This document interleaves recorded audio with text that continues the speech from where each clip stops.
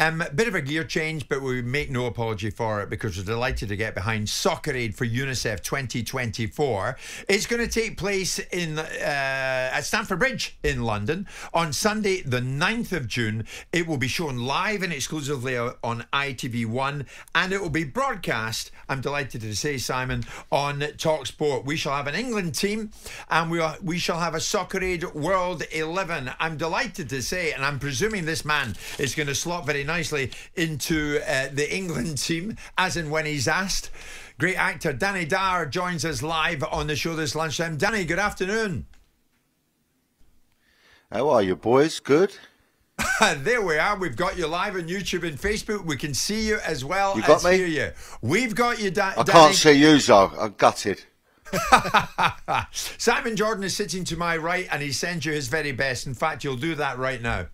How is he? How's my old mate Simon? Is he all right, is he? I'm all right. I'm dealing with my handkerchiefs in my pocket, because apparently I like a handkerchief, me. Good. You're a handkerchief nut, and apparently something about Goldstein said you put lemon in your hair or something every day. Goldstein's just a lemon full stop, so, you know, I don't get involved with those conversations.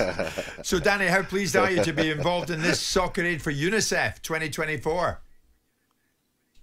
Yeah, no, it's an amazing thing. I done it last year, and you know, to be part of something as big as this anyway, UNICEF, an amazing charity, what they do for people around the world, you know, it's such a beautiful thing. And you know, to be asked to get involved in something like this and pretend to be a footballer for a few days with ex-pros and wonderful people, I mean, it's amazing. I'm 47 this year, grandfather of 3. And, you know, and I'm running about with an England kit on with me derby hanging out, you know, pretending to be a footballer. So, you know, it's amazing. It's beautiful. It was a real experience last year. So they asked me back this year and I jumped at the chance. Brilliant. What did you learn from last year then, Danny? I realised how old I was and how battered, and I'm not very good at running. It don't suit me.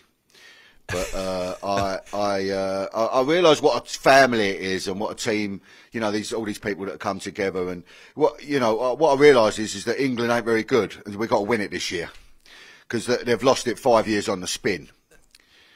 So, you know, we've got to nick it this year, surely, you know. But it was an amazing. I'll tell you, pretty petrifying running out at Old Trafford. I'll tell you that now. Now, Simon, did you not make an observation about the footballing ability of Danny Dyer some time ago? Oh, I did, yeah. And it was slightly unfair because I've seen worse players than Danny. I mean, I've had Nick Moran in footballing teams that I've played with. So it was a sweeping comment that I made laced with hyperbole. And I can't remember the actual context. It was probably stoked up by you, Jim. But I did say it, and Danny did bite back and say, yeah, it's always Jim in the middle, isn't it, you know? Well, yeah, no, I think you said I was worse than the geezer who's got no legs. What's his name? Douglas Bader. The old pilot. What was the name? Douglas Bader. That's it, Douglas Bader. That's it, yeah. So, you know, a bit strong, you know. No, in fairness. I'm not really claiming to be a good... It was a bit strong. I mean, I stand by the observation that you are not the greatest footballer I've ever laid eyes upon, but that's not the point, is it? Because you don't claim to be. So contextually, and you denied the existence of ever playing in a team that I was involved in, which was a fib, Danny, because you played in the Soccer Sixes with me and Mark Avery. Yeah, but I think to be fair, back in the day, and you I think one of the reasons why I was so bad is that I hadn't been abed.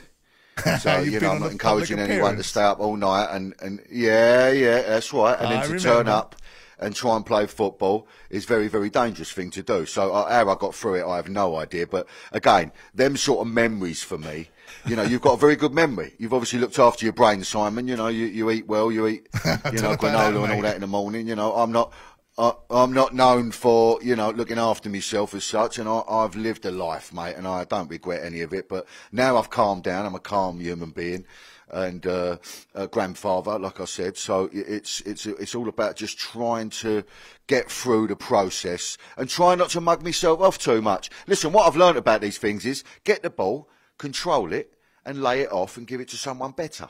Which is most of the people around me. Quite right. Well, you've got a few decent ones around you. I mean, Jermaine Defoe's going to be playing for England. Jack Wilshere. You're up against people like Usain Bolt, Eden Hazard, Roberto Carlos. It's some gathering, isn't it, Danny? It's unbelievable, mate, honestly. And you know what? It's a real celebration of UNICEF as well. And I say celebration in the sense of you do a little bit of training, you kick the ball about in the afternoon, and then you all hit the bar. And, you know, it was an amazing last year, because I remember I was in the bar, Tommy Fury was sucking on a bottle of Disaronno, and Mo Farah was on the karaoke, and Usain Bolt was at the bar. And, you know, I sort of looked around and thought, what an experience this is, to be fair. And interestingly, it's Robbie Keane that keeps everyone up all night.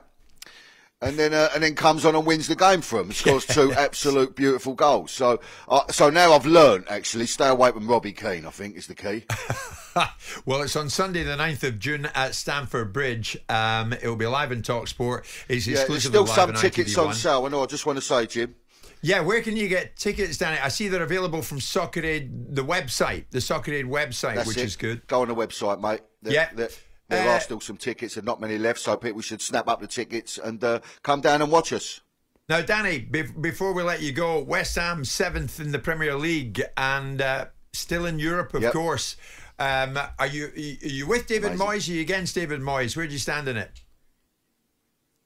Well, it's a tricky one with Moyes, isn't it? I will say I've probably never been as unhappily happy as I am at the moment, in a sense of... you know, what we've done, I've been a West Ham supporter all my life, over 35 years I've been supporting them, so it's all been heartbreak for me, relegation, a complete underdog, you know, now we've gone up a level. I think what he's done for us is an incredible thing and gave us glory. Not many clubs win trophies, as we all know. It's just the elite lot. So the fact we've won a trophy, and it is a European trophy, some people are a bit snotty-nosed around it, but, you know, it's a good trophy to win. I just think, obviously, it's quite hard to watch with Moyes sometimes. That's why people moan. He likes to sit back. It's not very attractive. It's difficult to watch. But, you know, you can't deny what that man's brought to West Ham United. So, for me... at the moment, it's Moyes in. Unless we get smashed 7-0 by Leverkusen on Thursday, and then it's probably Moyes out. But it's Moyes in for the time being. What about your son-in-law, Jarrod Bowen? No, absolutely. Yeah, Jarrod Bowen. And listen, and also I will just say, he did scout Jarrod Bowen. He brought Jarrod to our club. So for that, I'll forever love the man. Do you know what I mean? And what a player he is, what a man he is. He's been incredible for us.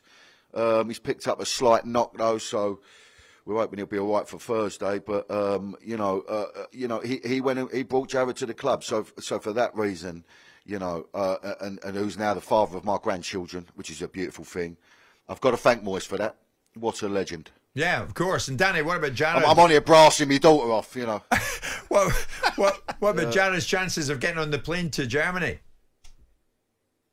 He's got to be on the plane. And I'll tell you something now, I know I might be slightly biased, but I think he's as good as Saka in that position. I think he's got all of his attributes. I think he's as strong as him, or he's stronger for sure.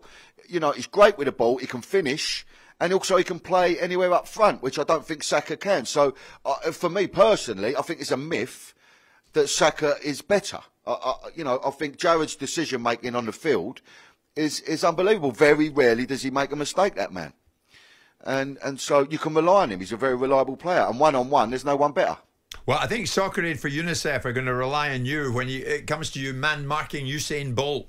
We look forward to seeing that. Danny, thank you for your time, mate. Thanks for joining Simon and myself in talkSPORT this lunchtime. Good to speak to you. Well done. Thank you very much indeed. Danny Dyer. Oh, you two, if there was a hatchet to be buried, you buried it. I didn't think there was a hatchet that needed to be buried. Just you wanted to get your spoon out and stir it up. It's quite an occasion, that, isn't it? The Soccer Aid match. And if you want to see if you can get tickets for it, then we would direct you in the direction of the Soccer Aid website. Good luck with that. It is the 9th of June at Stamford Bridge, that England 11 against Soccer Aid World 11. Danny Dyer, thank you so much for that. Jim White and Simon Jordan. Monday to Friday mornings from 10 on AM, on DAB, via the talkSPORT app and on your smart speaker. talkSPORT.